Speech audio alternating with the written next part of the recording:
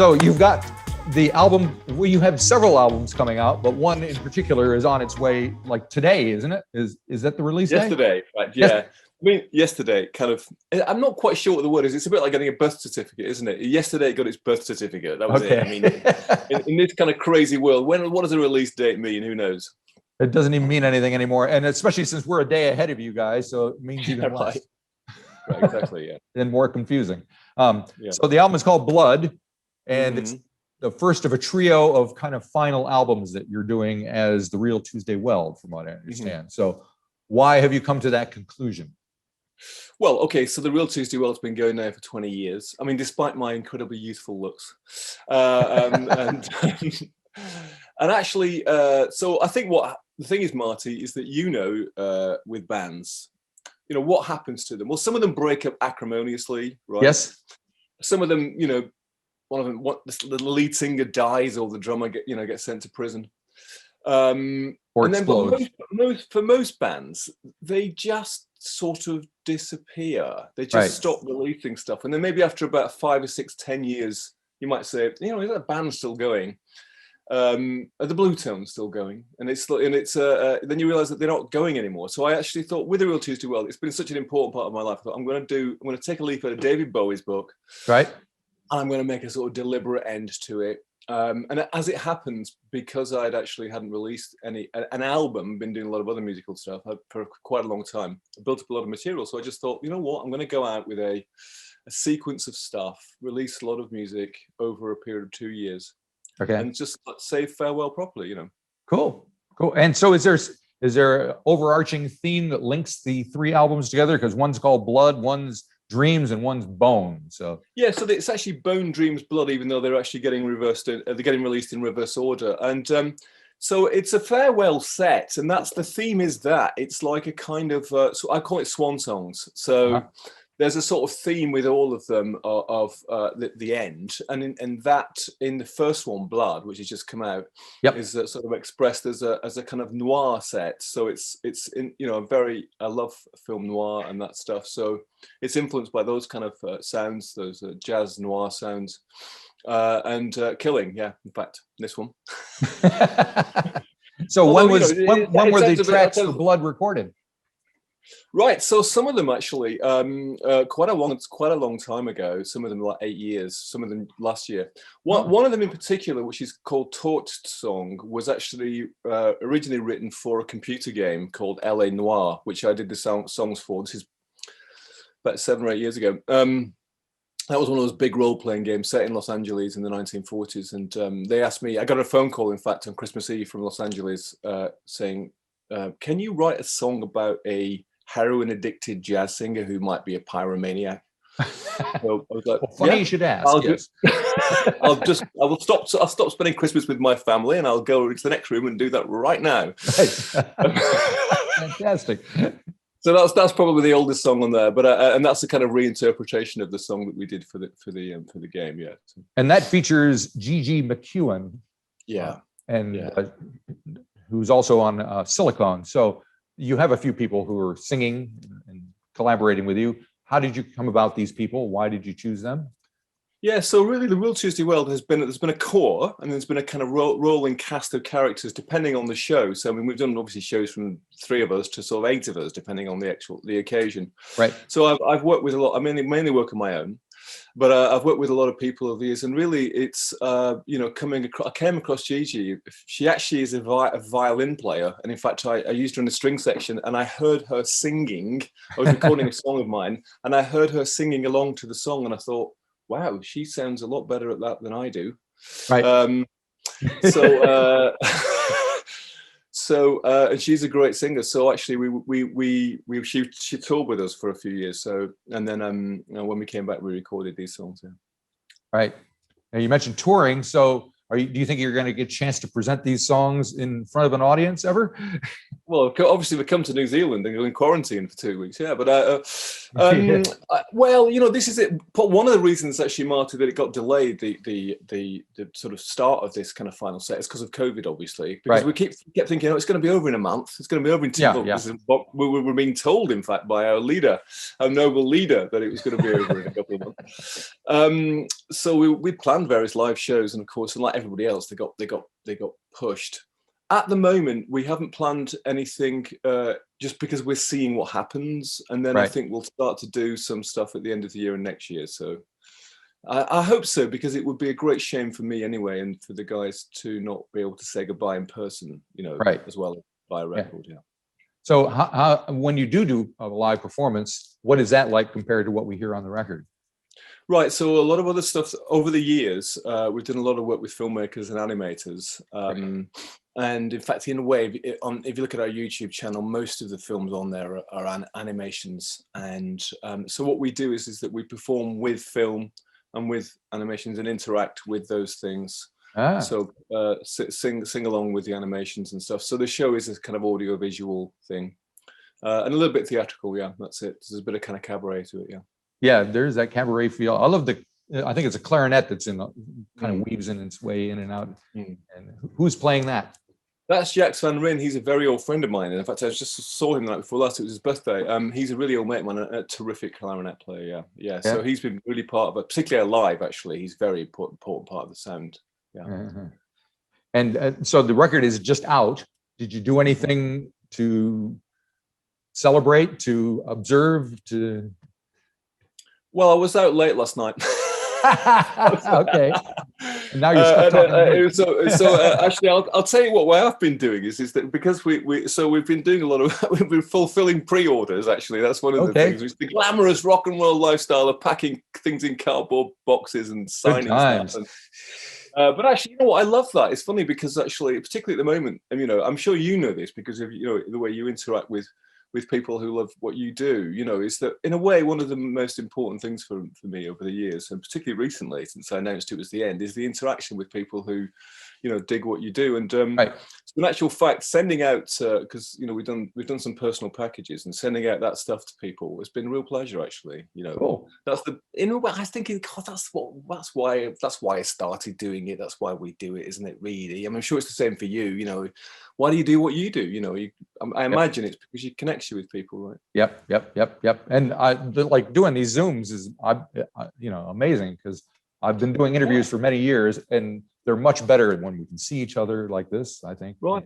If you're not in the same room with each other, then this is the next best thing. So, I mean, let me ask you though, because that's quite interesting. Do you miss the actual thing about being in a room with somebody, or are you thinking now, well, no, this is the way to do it, I'm just going to do it? Well, from being in New Zealand, most of the interviews that I've done up until recently have been on the phone. So, I mean, face to face is always the best as far as I'm concerned, but this is second best. So, well, I mean, actually, that's quite interesting, of course, because you got used to it anyway. But I mean, I never even heard of Zoom until a year ago, and it's I don't think anybody has. Like sort of daily part of our existence, right? It is indeed. Yes. Yep. I'm on it every day now. It's fantastic. Yeah. So there you go. So let's talk about the album a little bit. It opens with a track called Blood, Knuckled, and Dusting, and it features someone named Oriana Curls. His shirt shambles. It looks like pork pie. It looks like handles. He ain't no poet. He ain't no hobo. He's just a junkie. He's just a no-go. His blood knuckled and dusted. He's so over. He's busted. Well, Oriana, okay, so if you get to check Oriana out, she's amazing. She's a French artist. She lives in London, and actually she's a kind of cabaret singer, really, and a bit of a model and stuff. I met her through a mutual friend, Marcello Papini, and the reason is that we formed this thing called a song club, which was that we're all musicians, and we decided to do this thing to keep ourselves kind of in the game, because it's very easy. I'm sure you know this. It's very easy to slip into industry stuff. You're a musician, but you spend your actual time doing stuff to do with, the peripherals. Right. So we had this deal, which we formed a little club that we had to write a song every week and then send it to each other on Sundays. So I met Ariana through that, and she was just pumping out these wonderful improvised songs with this beautiful voice. So so that's how I met her, and then I got her to sing this, and she sings in a way it's not like she normally sings. In fact, she's much more of a kind of chanson style singer, really. Right. But she did this kind of wonderful, breathy take, and the song itself is meant to be, you know, a woman. Lots of the songs on this record are sung by women and are meant to be sung by women, and so she's sort of witheringly dismissing of an erstwhile lover, whilst at the same time mourning for their lost love. When you're writing these songs, are you thinking in terms of the voice that's singing it? Do you know whether it's going to be you or somebody else? Yeah, I really like imagining. My thing is to imagine strong women singing a song, and I find that kind of easy to write for somehow. So I've always had that on there as using, you know, working with women singers, but also imagining strong, you know. And do you give them direction, or do you kind of say, here's the song, take it away? I do. It's a bit of both, actually. So, I mean, I've usually got an idea about what I want, and then, you know, sometimes, you know, you get surprised, don't you, in the studio, or somebody does something, and that's of course part of the fun. Is not to be too controlling about it. Yeah. Right. And there's a song called Silicon, which has, again, Gigi McEwen singing. What can you tell me about that one? Well, right. So, I mean, that's set in Elephant and Castle. Do you know London? A little bit. Yep. Well, so Elephant and Castle, it's that sort of that way. Okay. Well, now I know. That brick wall over there.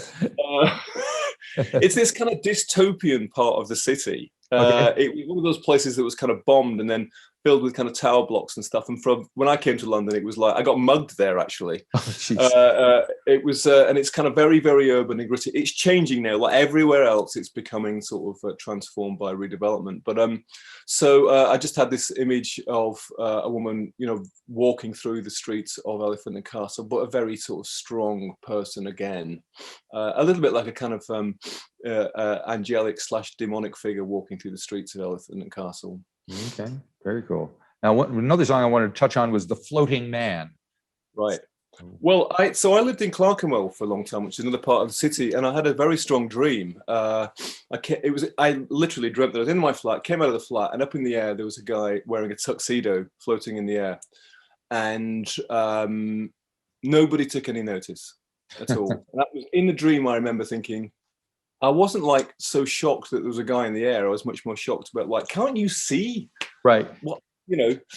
And then he fell out of the air, and as soon as he hit the ground and the sirens started going, that's when everybody panicked. So that's what that song's about. All right. And then you finish up with an instrumental called Killers, which has kind of I don't think it's a theremin, but it sounds kind of like one. Why did you decide to wrap up the album with that? It is a theremin. Actually. It is a theremin. Fantastic. I was just actually looking around to see if I could prove it. You have one? It's over there somewhere. It's unplugged at the moment. Yeah, it's an instrumental, and I guess that was the thing, is that that those noir meant to conjure up a sort of noir dream. Right. And so disembodied voices coming from films and stuff telling you that. So are you playing the theremin? Yeah, I can play the theremin. Not like Jimmy Page. I'm not. You know, I'm a very sort of polite theremin player. Uh-huh. But yeah, I mean, I've never touched one. Well, from what I understand, you don't actually touch it when you play it, right? You just kind of wave your hand above it. No, it's actually it's people who are and I'm not one of them. People who are very good at playing theremin are violin players, because it's really you don't touch it, but it's got those kind of precise movements actually. So I mean, Jimmy Page's sort of wonderful kind of sorcerer type thing, which makes incredible sounds, looks very dramatic, but tends to sound awful. Of course, theremin was developed by Lev Theremin, the Russian, and he was a violin player, and he saw it as a substitute for the violin. Yeah, right. And of course, Jimmy Page, he played the kind of bowed guitar as well. So there you go. Yeah, that's right. He's a frustrated violinist. But he actually, I'm looking over there because, of course, the other thing which I play is a musical saw, which really? Which does involve a bit of that stuff. I sort of see the Thor as, you know, that's what you play. If you're a theremin player and your power fails, you can always play the saw. I do remember when I was very young, growing up in rural Pennsylvania in a tiny country town, we we go to the church and like on Wednesday night, they'd have a saw player playing. Right. Well, look at you. God, that playing what sort of stuff? That's interesting. What sort of stuff? Well, you know, like the old rugged cross and stuff like that. Lucky old you. Crikey, I would have loved that. Yeah, well, there you go. I imagine as a kid you were thinking, what the hell's he doing? Pretty much, yeah. Anyway, all right. So that takes us through Blood. What can you tell me about the other two albums that are going to be coming out? Right, so Dreams, which is the next set coming hopefully at the end of this year, but I've just dropped this in. I don't know what it's like for you. In fact, I'd be very interested to know. Here, nearly all the vinyl that we release actually gets manufactured in the Czech Republic, and because of COVID, I've heard that it's you know that, right? Yeah, so there's a 6-month backlog. It's amazing, isn't it? You know, we've just opened up a pressing plant here in Auckland, just like 6 months ago, actually, and so that's it. They're suddenly reissuing old things that have never been on vinyl, and it's all kind of flooding. That's brilliant. So before that, if you were in New Zealand, and you wanted to get a vinyl cut, where would you do it then? I think you had to go at least to Australia. Right. Yeah. Right. So anyway, the Czech Republic, I've heard a lot about. Yeah, Czech Republic. It's just that there's a huge pressing plant there. They never stopped cutting records, and it's, right. But anyway, so the record Dreams is made, and it's in the queue to be cut. So that's much more bucolic and sort of dreamlike, obviously. The thing is, Marty, is that past albums, Real Tuesday Weld albums, they've been in this kind of collage of different sounds and styles and genres.